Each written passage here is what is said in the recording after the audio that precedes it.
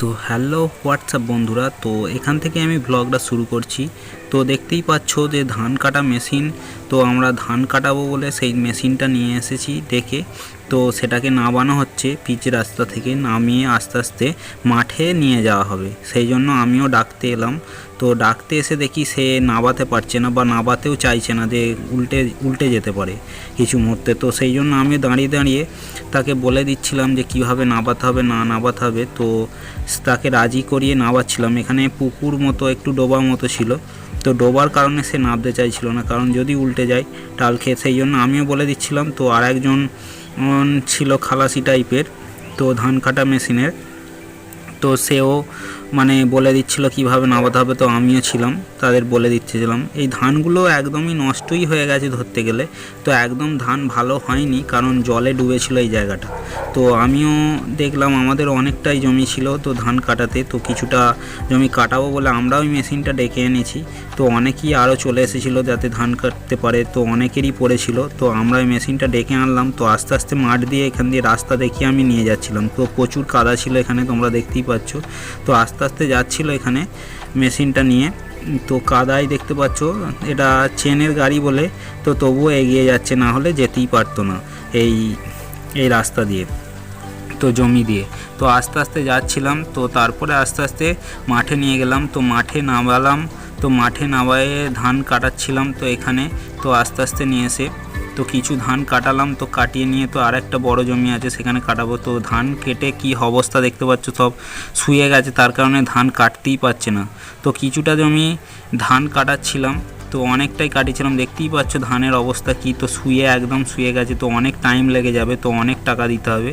সেই জন্য কিছুটা জমি ফেলে রেখে দিয়েছিলাম, তো কিছুটা কাটিয়েছিলাম।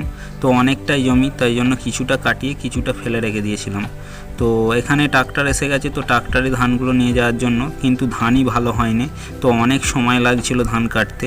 তো আমিও বসেছিলাম এখানে চুপ করে, তো দেখছিলাম কতটা কাটা যায়। তো কাকারাও ছিল কিছু, তো একসঙ্গেই বসেছিলাম। তো এখানে আমি কিছু বলতে চেষ্টা করছিলাম, তো সেখানে সাউন্ডটা আমি দিইনি, কারণ এখানে ভয়েস ওভার দিয়ে দিলাম, তো সেখানে ভালোভাবে সাউন্ড হচ্ছিল না। তো এখানে মেশিনটা তেল ফুরিয়ে গেছিলো, তেল ঢালাঢালি করছিল। অনেক বাচ্চা ট্রাক্টরের সাথে এসেছিলো, তারাই তেল ঢালছিল কীভাবে, সেই পাইপের মাধ্যমে।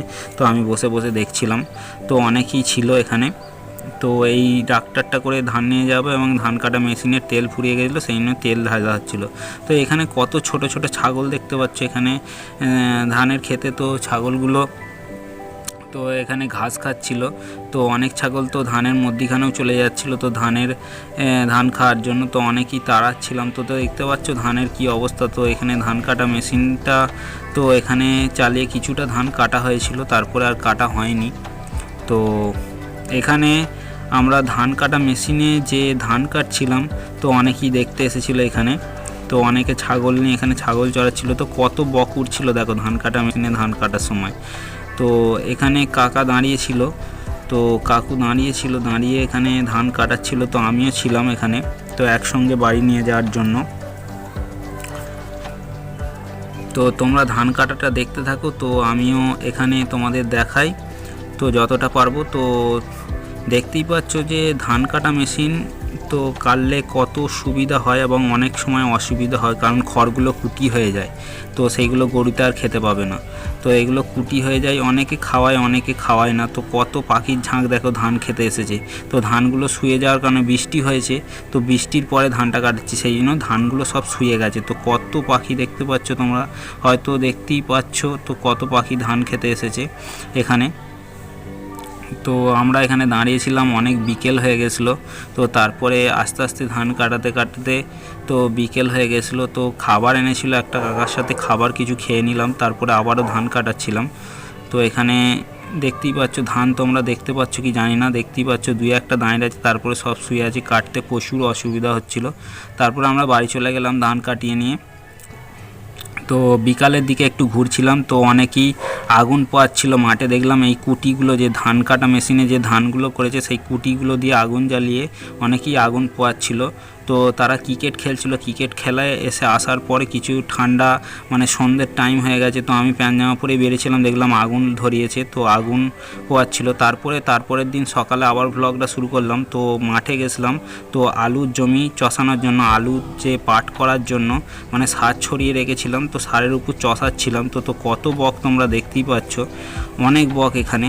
তো বড় ট্রাক্টরে এগুলো চষিয়ে দিচ্ছিলাম, তো 2 চাষ করে দিচ্ছিলাম। 2 চাষ করে দেওয়ার পরে আলু বসানো হবে এখানে। তো কেরম মাটি হয়েছে না হয়েছে দাঁড়িয়ে দাঁড়িয়ে চষাচ্ছিলাম, কত মিনিট লাগছিল। তো এখানে 25 টাকা করে মিনিট নেয়, যত মিনিটই চষবে তোমরা। আর ওখানে ধান কাটা মেশিনে যে যত মিনিট হবে সেগুলো 65 টাকা করে মিনিট নেয়। তো এখানেই ব্লগটা শেষ করছি। ভালো লাগলে অবশ্যই সাবস্ক্রাইব করে চ্যানেলটিকে সাবস্ক্রাইব করে দিয়ে রাখ।